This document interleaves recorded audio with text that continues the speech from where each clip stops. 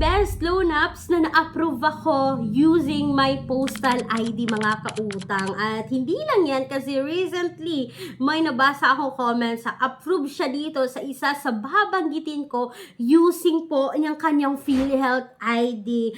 And sabi niya basta okay pa daw yung PhilHealth ID, hindi pa blurred, makikita pa yung mukha nyo dito, hindi pa expired mga expired mga kautang. And may na-approve din dito using national ID, and halos lahat naman ng valid IDs na sa Pilipinas ay nasa listahan sa tatlong babanggitin ko. At ako nga, postal ID yung ginamit ko. Baka kayo dyan may postal ID, panoorin to ng buo. At hindi lang yun mga kautang, no? Kasi nga, hindi to tag 7 days to pay, no?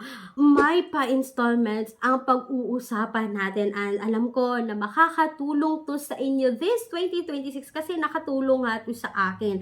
And eto na nga mga kautang, pag-usapan natin ngayon dito yung pinaka-update sa interest rate, sa offer na binigay nila sa akin, kung okay pa bang utangan ang loan application na babanggitin ko, at kung ako lang ba yung nakaranas ng ganitong experience sa tatlong loan application na to. Kaya mga kautang, please continue watching dahil another hashtag word na naman ang ibibigay ko for today's video. To lucky person na makatama ng or makakomment ng tamang hashtag word ay makakatanggap ng tig 50 pesos GCash. So, eto na nga mga kautang, unang-una sa aking listahan, itong si FT Lending. Oops, alam ko, marami na sa inyo ang umutang kay FT Lending. Pero, ang tanong, hanggang ngayon ba ay nakautang pa rin kayo dito? Hanggang ngayon ba ay na-approve kayo dito? Eto na, sa akin mga kautang, 1.5 pa rin yung makikita nyo na credit limit ng FT Lending. Alam naman natin na si FT Lending ay may pa-installment, no? May 2 terms, may 4 terms, at may 6 terms to pay. So ngayon, ipa-flash ko ngayon dito sa screen mga kautang, no? Kapag yung pinili ko ay 6 terms, eto na, yung interest is 135, yung service fee is 1,350, total po nito is 1,485. Lahat-lahat mga kautang, 6 terms yan. Principal amount is 1.5. Kapag 2 terms naman mga kautang, interest is 45, service fee is 630, total dito is 675 in 2 terms. Ibig sabihin mga kautang, 1 month lang to. Every 15 days yung interval. Sa 4 terms mga kautang, which is 2 months po to, ito po yung interest, 90 pesos, service fee is 1,125, total po nito is 1,215 pesos mga kautang. So yan po yung pinaka-recent ngayon na interest ng FT Lending. And eto pa, no, mamaya na yung result mga kautang kasi may gusto akong sabihin sa inyo, but proceed tayo sa pangalawang listahan ko. Nandito po si Cashalo. Si Cashalo mga kautang is magbibigay po siya ng dalawang option sa pagbabayad. Offeran ako dito no 4,000 mga kautang, may 16 days to pay, single repayment, one time repayment siya, pero hindi siya 7 days. And may 33 days din no na single repayment. Sa 4,000 mga kautang, kapag yung pipilian ko is 33 days, ibabalik ko ng 4,683.76 pesos.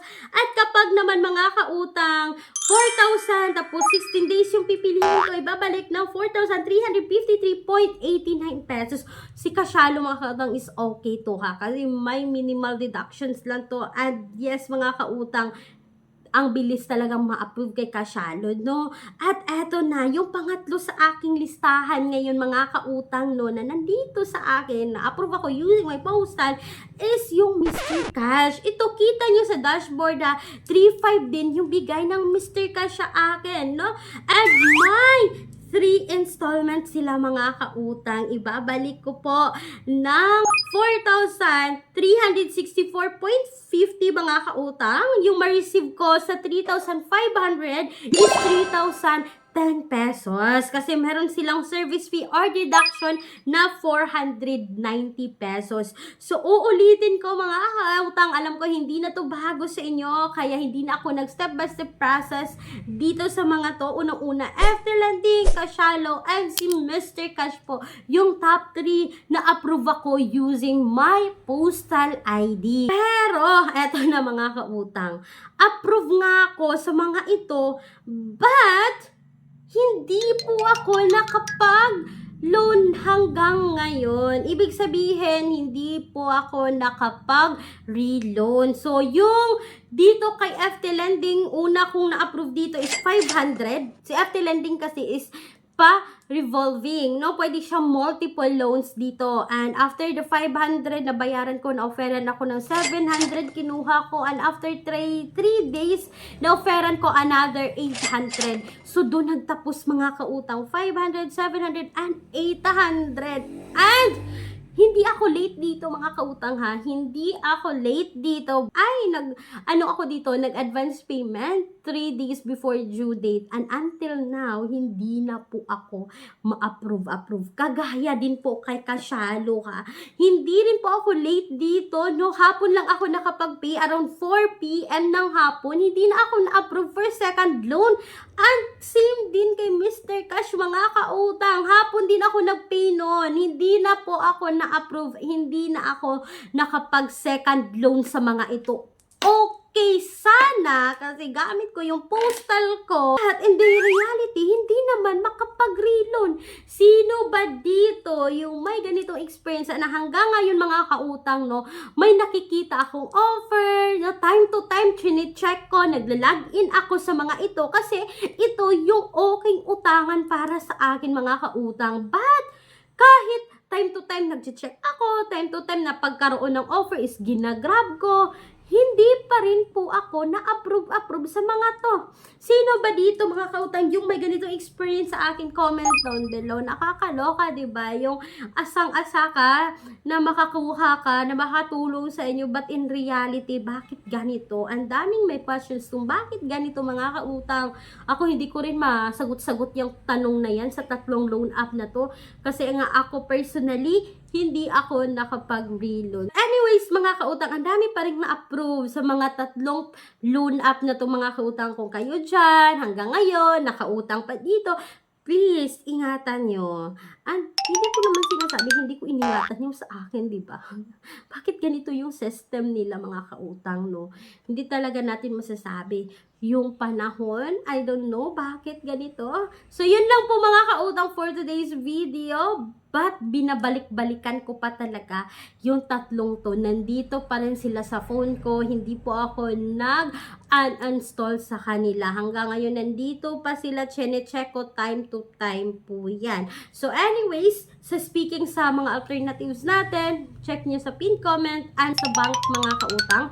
Bank personal loan na nagpapautang ng minimum 20,000, maximum of 2 million pesos. Yes po, patuloy pa rin ako nag-assist, but please take note, all applications submitted is subject for bank approval. Si banko pa rin po yung mag-decide kung approve ka ba or decline dito.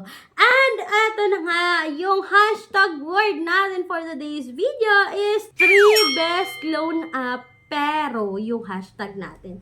3 best loan app pero. So, may pero siya mga kautang, no? Kasi pero. Yan. That's all for today's video. Once again, this is Clarice, ang inyong number 1 palautang dahil utang is life. Bye-bye mga kautang!